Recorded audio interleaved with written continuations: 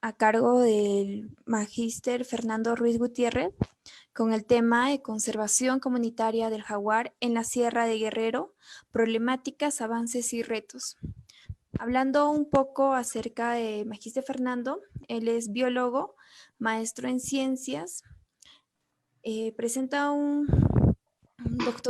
es doctorante en biodiversidad en conservación, áreas de experiencia, biodiversidad, manejo y conservación de vida silvestre, organización comunitaria, conservación comunitaria de vida silvestre.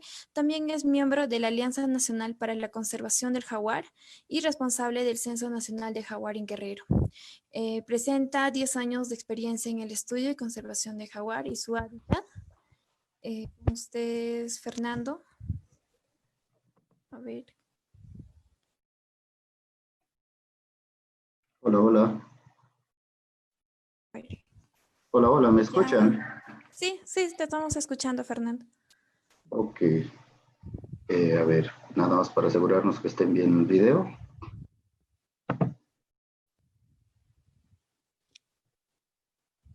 A ver.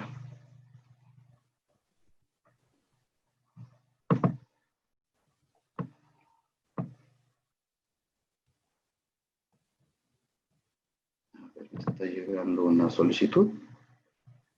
Estoy aceptando.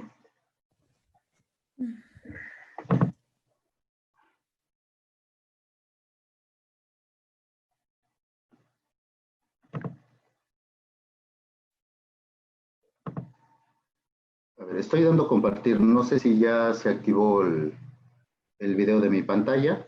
Sí, te podemos observar, Fernando. Ok, ¿y mi presentación ya está disponible también? Sí, también está disponible. Perfecto.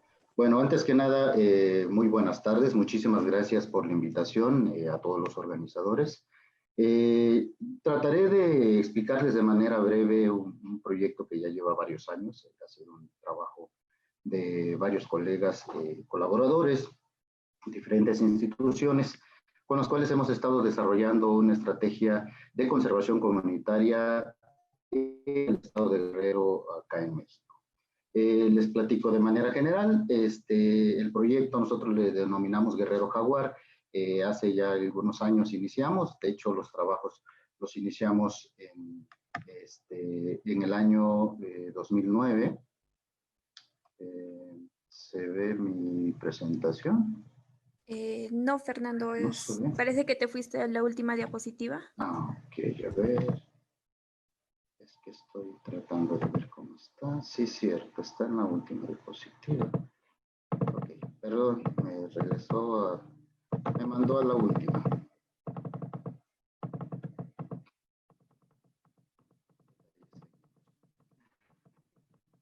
Bueno, el proyecto, como les comentaba, es conservación comunitaria de jaguar en la Sierra de Guerrero, y les vamos a platicar un poquito sobre la problemática de la especie en la entidad, los avances y los retos que tenemos pendientes por cubrir e ir avanzando en este campo.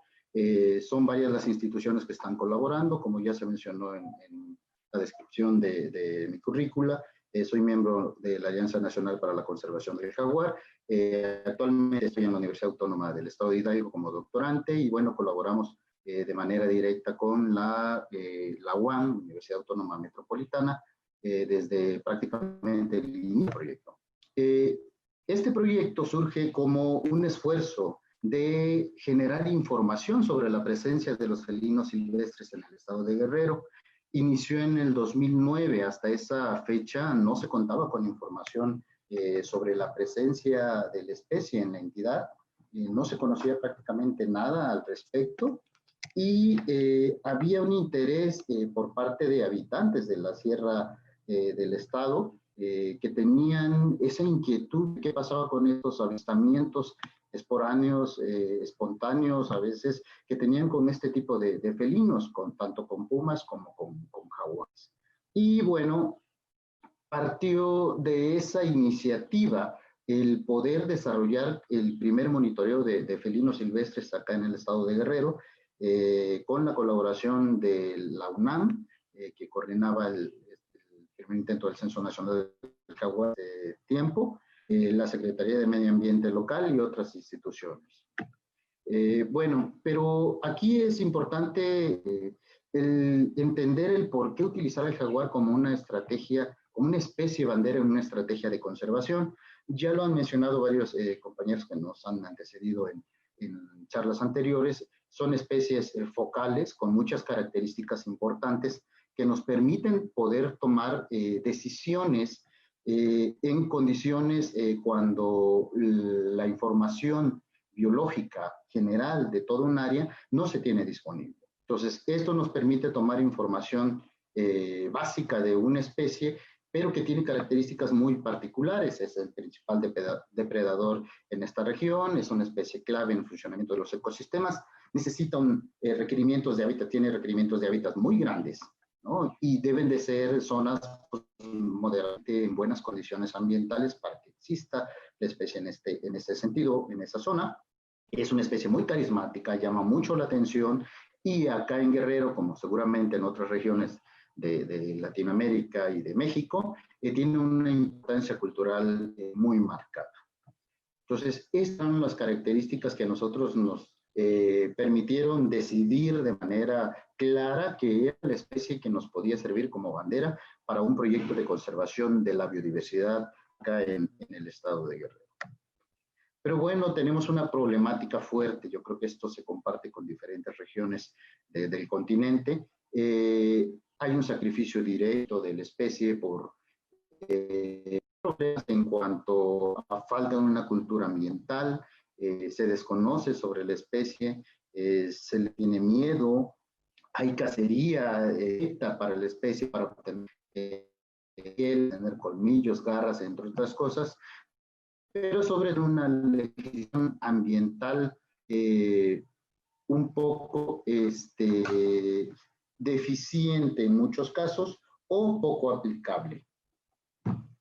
Aquí ha venido propiciando que el problema se agrave cada vez más debido a que no con el respaldo a veces institucional o legal para poder llegar a una verdadera protección de la especie. Tenemos un problema muy mencionaron también en otras pláticas, el problema de depredación de ganado por jaguares, por pumas y carnívoros grandes.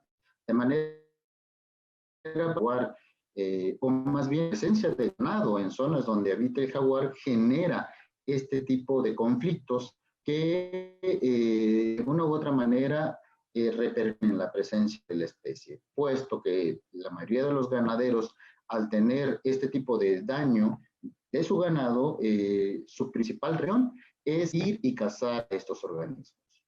Y bueno, desafortunadamente eso no resuelve el problema, pero ya se han estado trabajando algunas estrategias en diferentes lugares donde se empieza a tratar de mitigar y a prevenir este tipo de acciones. Y bueno, una de las causas más importantes, más fuertes, que también afectan a las poblaciones de los jaguares y de otros felinos y otras especies, es la pérdida del hábitat. De manera general tenemos un cambio de uso de suelo muy marcado, tenemos incendios forestales constantes, prácticamente cada año, tenemos construcción de infraestructura carretera relacionada al turismo, entre otras más, que están afectando el hábitat del jaguar. Sobre todo acá en Guerrero, sobre todo tenemos un marcado cambio de uso de suelo por actividades ganaderas, ¿no? Contamos con más de 1 millón de cabezas de ganado en el estado y están afectando seriamente al hábitat, están siendo metidas de alguna forma este ganado, las vacas, a zonas que no tienen esa vocación, que son zonas forestales, y de alguna manera contribuyen a este conflicto que repercute en la coexistencia, en la existencia del jaguar como tal en las zonas donde naturalmente se distribuye. Otra de las cosas que tenemos acá en Guerrero es que contamos con muy pocas áreas naturales protegidas. En total, las áreas formales de conservación destinadas por la Comisión Nacional de Áreas Naturales Protegidas y la Secretaría de Medio Ambiente local es de apenas 100 kilómetros cuadrados, pero son 100 kilómetros cuadrados, un poquito más de 100 kilómetros cuadrados que están dispersos en un área superior a 63.000 kilómetros cuadrados. Es decir, tenemos muy fragmentada esta disposición de las áreas de conservación, están dispersas en gran parte del estado y cubren un área muy pequeña, ¿no? Ni siquiera lo suficiente para una población pequeña de jaguares.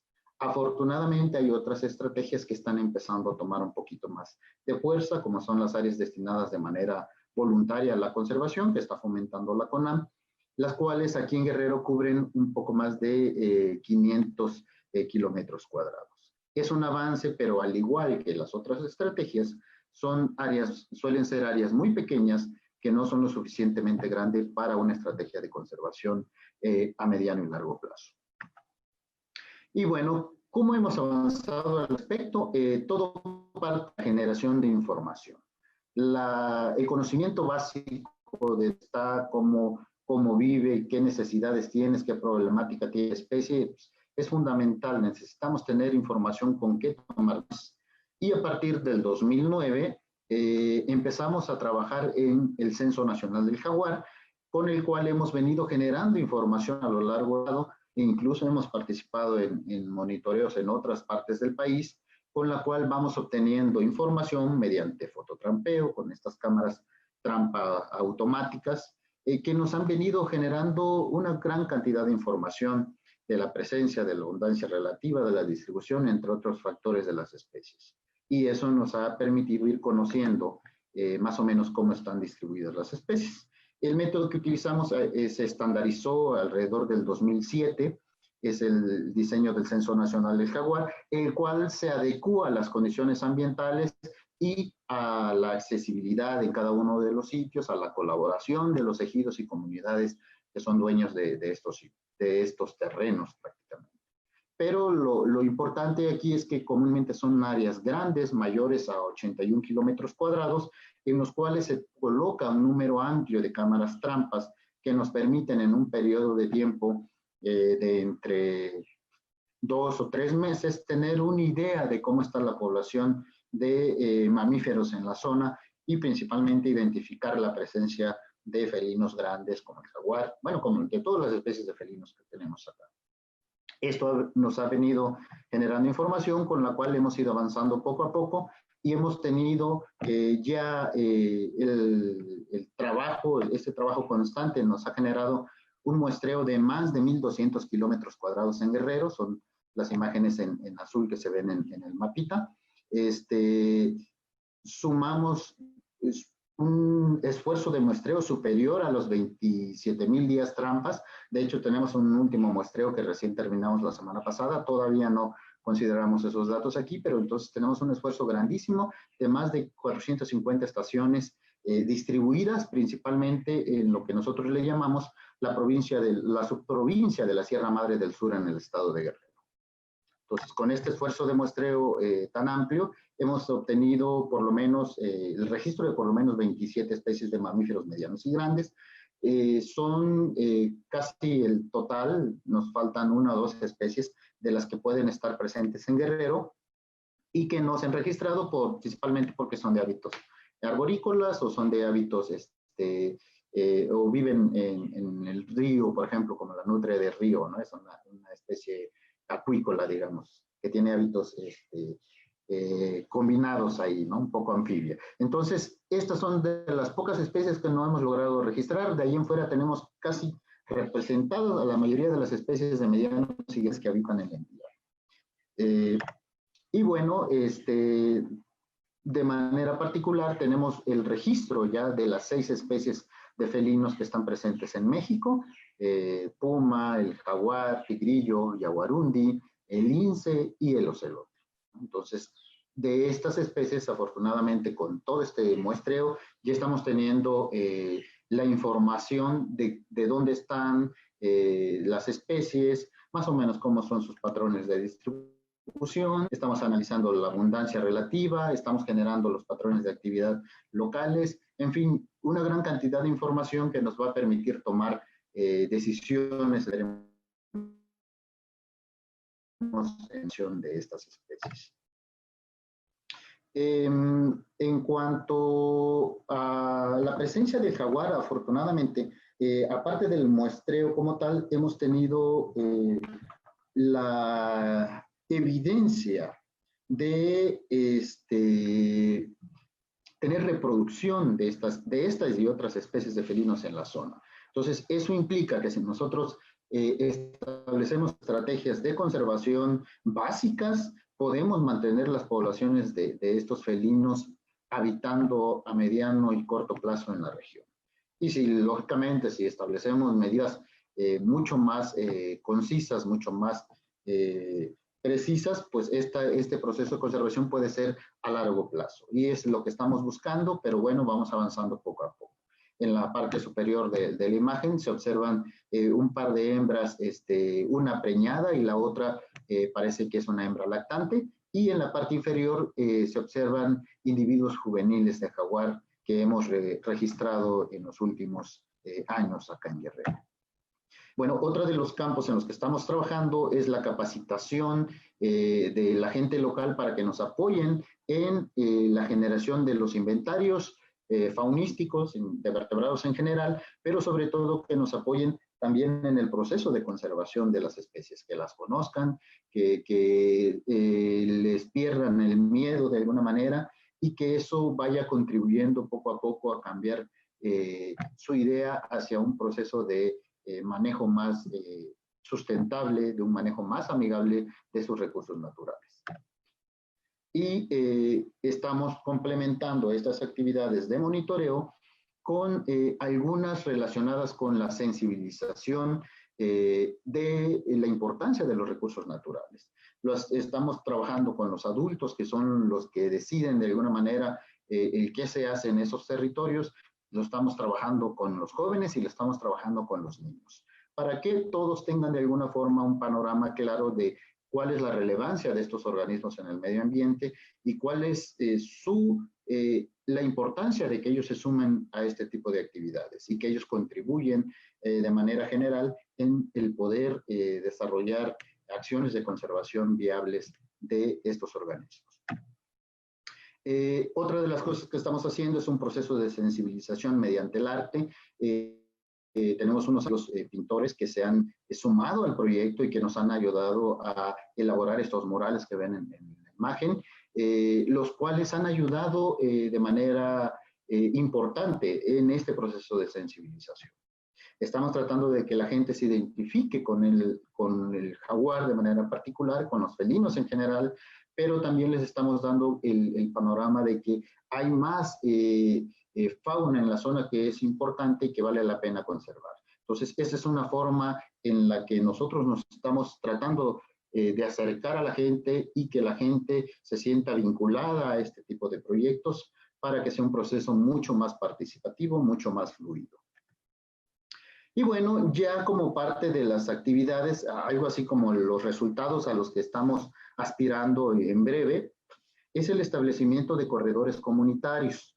De manera particular, este es el ejemplo más avanzado que tenemos. Estamos trabajando en la Sierra de Tecpan, de Galeana, aquí en el estado, en el cual con la suma, con el apoyo de 3 ejidos, estamos en el proceso de certificación un poco más de 12,000 hectáreas de zonas boscosas de esta región que están siendo designadas como un corredor comunitario para la conservación del jaguar.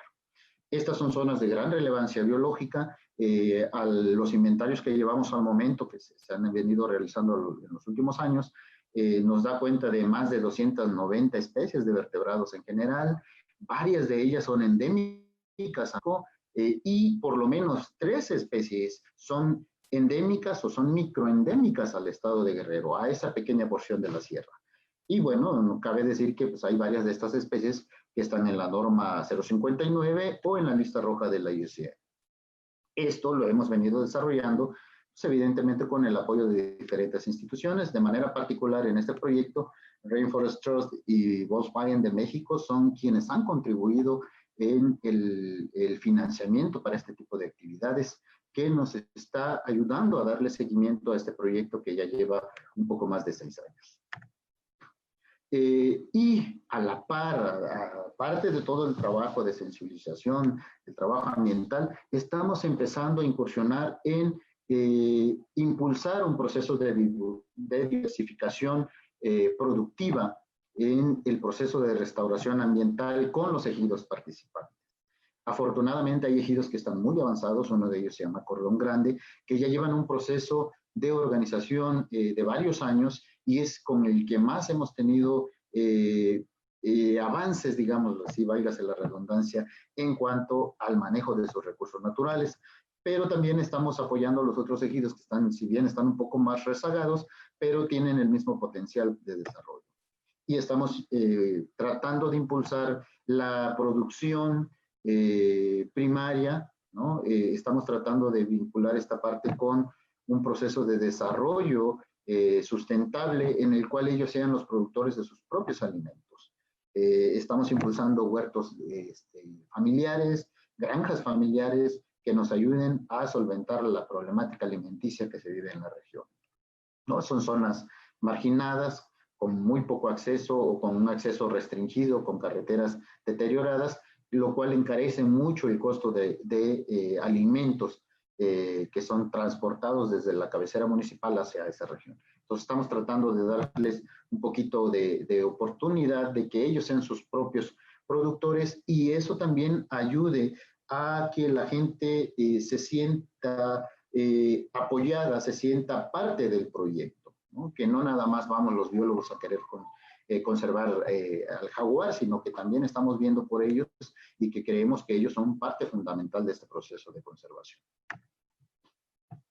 Estamos también pendientes de los procesos de depredación de ganado, como bien lo mencionamos hace rato, la problemática existe, pero también tiene mucho que ver con un mal manejo del ganado, con un mal manejo de la fauna tanto feral como doméstica, en donde, como bien lo mencionaban en la plática pasada, no se le considera a los perros, a los gatos, como animales dañinos para el ganado. Entonces, aquí estamos tratando de que ellos vean que no nada más los felinos son los culpables del sacrificio, del ataque a ganado, a su ganado, sino que también los perros ferales, los gatos ferales y domésticos están contribuyendo con, ahora sí que, este tipo de afectación hacia su ganado y hacia la fauna nativa. Y bueno, ya en la parte de retos, tenemos diferentes cosas que ir trabajando e ir mejorando. No hay una receta específica para cada uno de los procesos de conservación que estamos desarrollando. Estamos tratando de adaptarnos a las condiciones ambientales de cada sitio, a las condiciones sociales de cada sitio, las cuales no son fáciles acá en Guerrero, y estamos buscando la forma de que sea un proceso lo más participativo posible con las comunidades. Los retos principales, se los tengo aquí enlistados.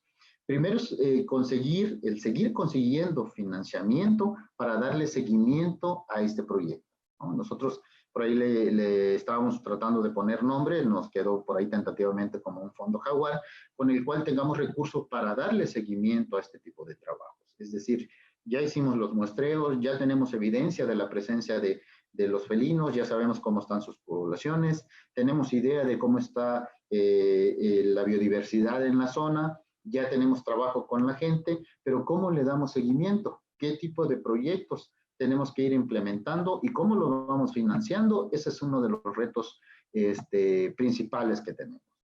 Necesitamos adquirir equipo apropiado para el monitoreo, que va desde cámaras, equipos de GPS, cámaras trampas, vehículos, darle mantenimiento a los vehículos, tanto del equipo del proyecto como del equipo de monitoreo comunitario, que también ellos utilizan sus vehículos para la realización de los trabajos. Es fundamental, ¿no? Necesitamos también tener recursos para eso. Necesitamos darle seguimiento al proceso de capacitación, de equipamiento a los monitores y vigilantes comunitarios, que tengan herramientas con que hacer su trabajo. Uno de los problemas serios que tuvimos en los últimos días fue el desarrollo de una gran cantidad de incendios forestales y varios de estos equipos no cuentan con la infraestructura básica para poder atacar a los incendios, no cuentan con los recursos, con el dinero siquiera para la gasolina, para poder hacer un recorrido y tratar de atajar la lumbre, el fuego de estos incendios. Entonces, tenemos que ir trabajando en esa estrategia, tenemos que fortalecerlos para que ellos nos ayuden en este proceso de conservación, que al final de cuentas es un proceso de ellos y nosotros solamente estamos tratando de asesorar dentro de nuestras posibilidades, ¿no? De apoyar dentro de nuestras posibilidades. Tenemos que darle seguimiento a la diversificación de proyectos productivos, lógicamente con esa visión amigable hacia el ambiente. Tenemos que seguir con la sensibilización. Es un proceso de estar, como dicen por acá en México, como cuchillito de palo, dándole hasta que la información quede bien establecida en las comunidades y por sí solos ellos empiezan a entender cuál es la dinámica de este proyecto, ¿no? A qué aspiramos, el por qué estamos haciendo algunas cosas. Entonces hay que estar muy constantes en ese proceso de sensibilización, de capacitación. Tenemos además que ir identificando qué otros sitios de Guerrero, aparte de la zona de Tecpan, tienen el mismo potencial para poder establecer más corredores comunitarios del jaguar en Guerrero, ¿no?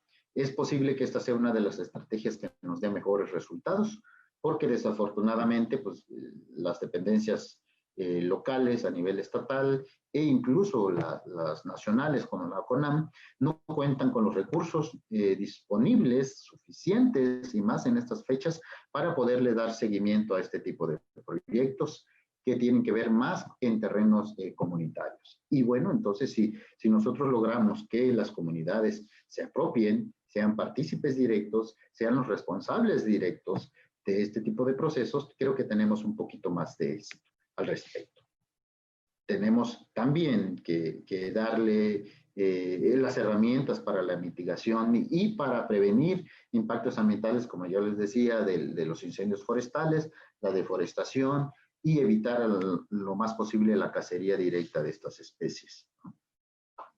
Y bueno, otra de las cosas que es fundamental es que haya una valoración de las áreas destinadas de manera voluntaria a la conservación como una estrategia viable de conservación en sitios donde los parques nacionales, donde las áreas naturales protegidas tradicionales, pues no se pueden desarrollar. ¿Por qué? Porque son comúnmente terrenos que ya tienen dueño, que son partes de ejidos o son partes de comunidades. Entonces, tenemos que involucrar más a los ejidos y comunidades en esta estrategia de conservación de la biodiversidad.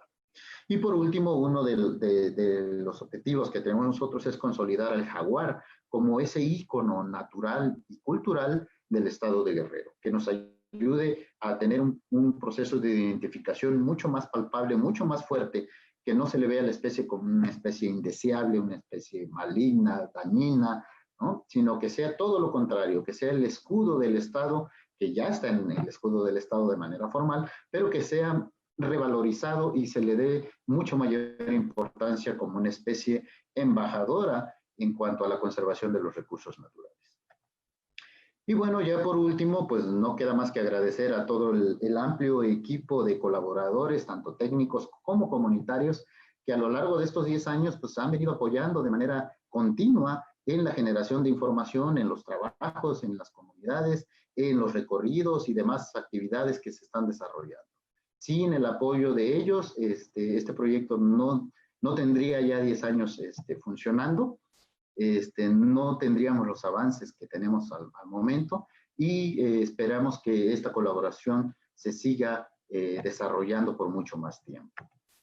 Y claro, pues agradecer a todas las instituciones que han estado colaborando de manera directa e indirecta en el desarrollo de estas estrategias, y sobre todo, pues agradecer al jaguar, que es la especie que nos está dando la oportunidad de hacer este tipo de trabajos en la entidad. Así es. Por el momento, creo que sería todo. No sé si hay dudas o preguntas al respecto. Bueno, muchas gracias, Fernando, por la maravillosa presentación.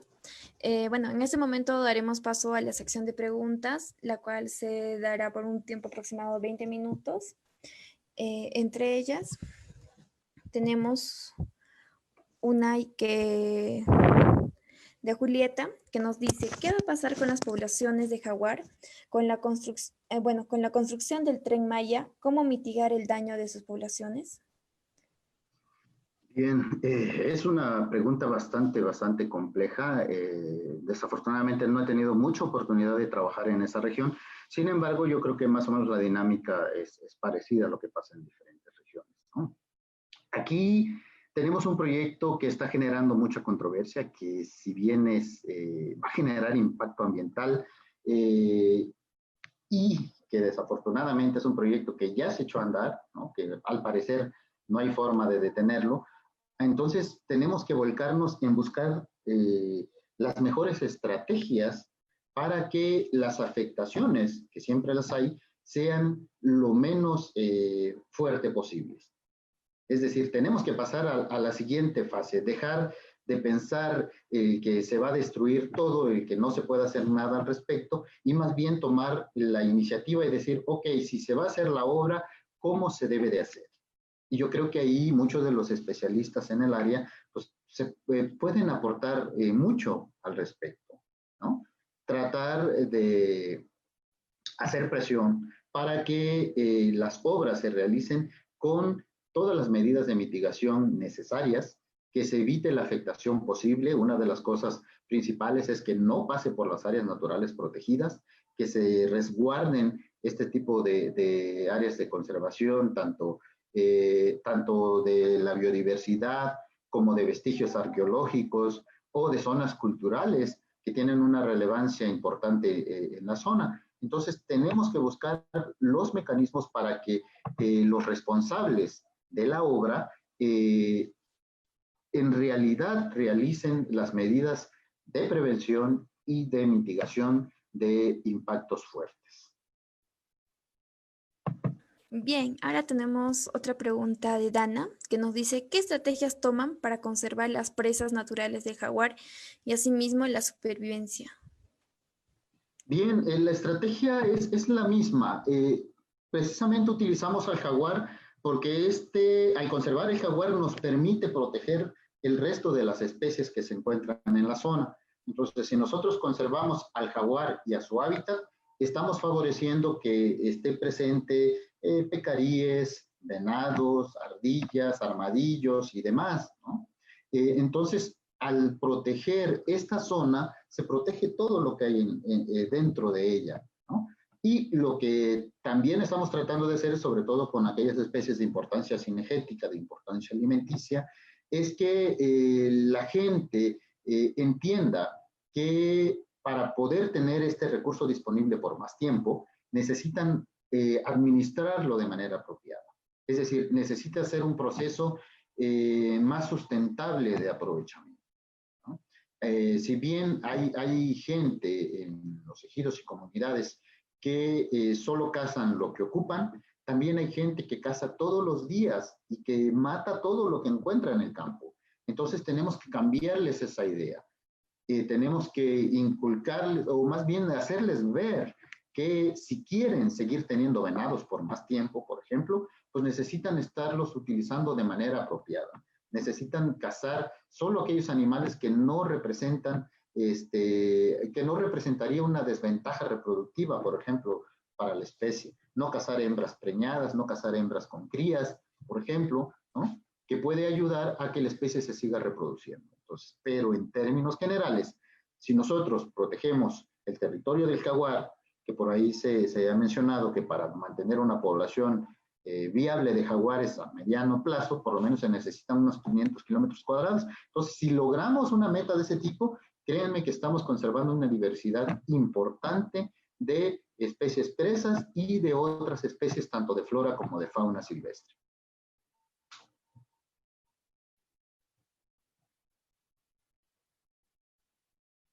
Sí. ¿Seguimos por aquí?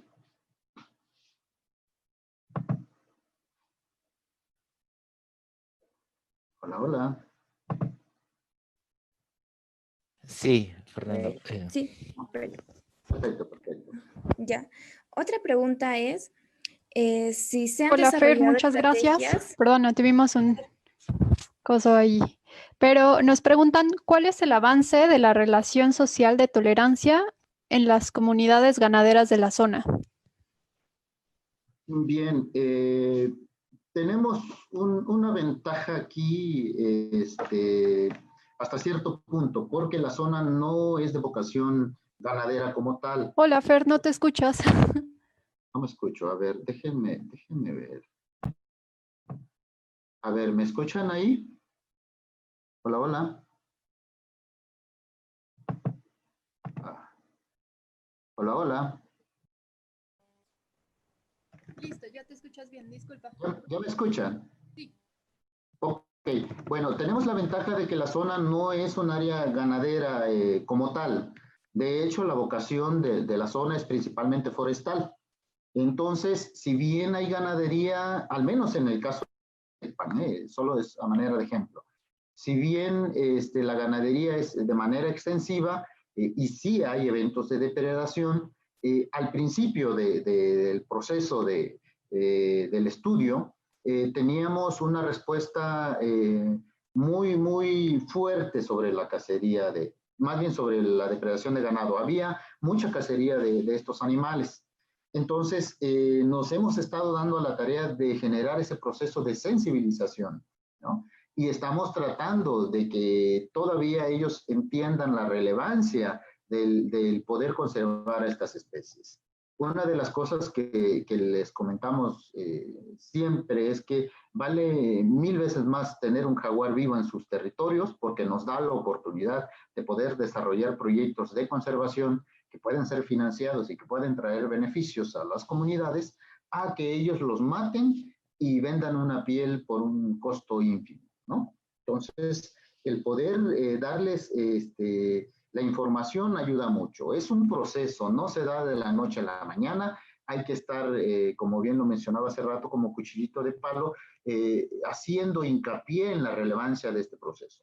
Pero también tenemos que empezar a buscar las alternativas productivas que ayuden a mitigar este impacto, ¿no? Que ayuden de alguna forma a reducir esta problemática, este conflicto entre ganado y carnívoros, en este caso con los felinos.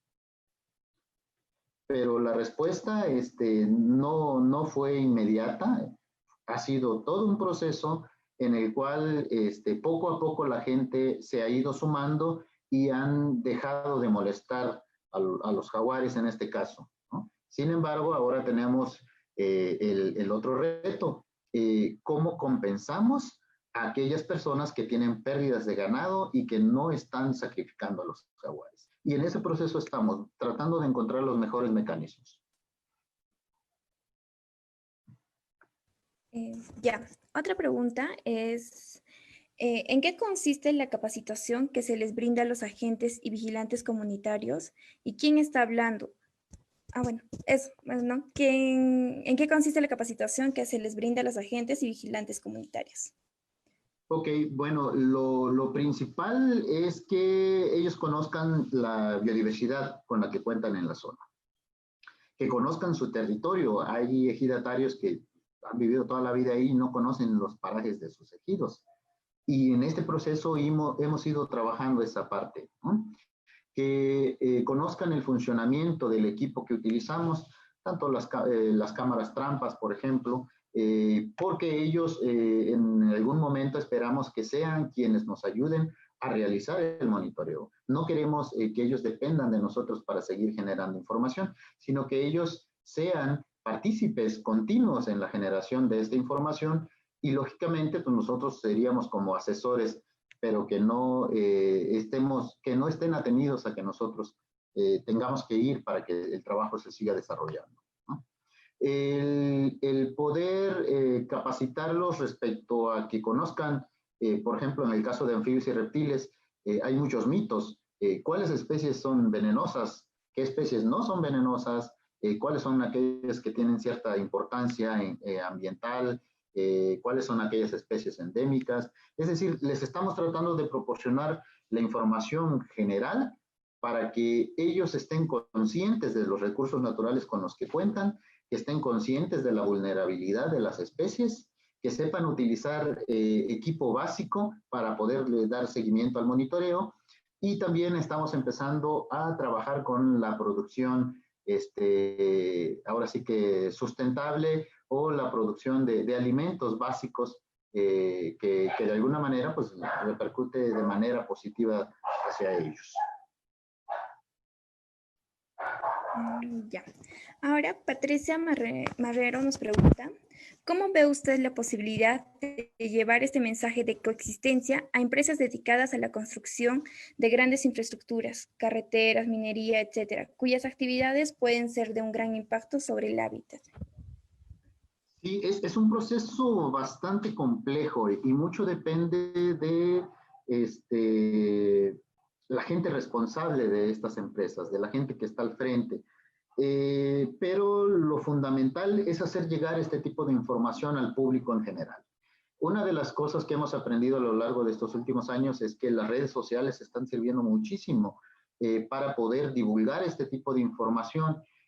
Gracias a ellos hemos tenido contacto de diferentes instituciones, de diferentes investigadores, de personas de diferentes comunidades que se están interesando en cuidar los recursos naturales, en cuidar especies como estas.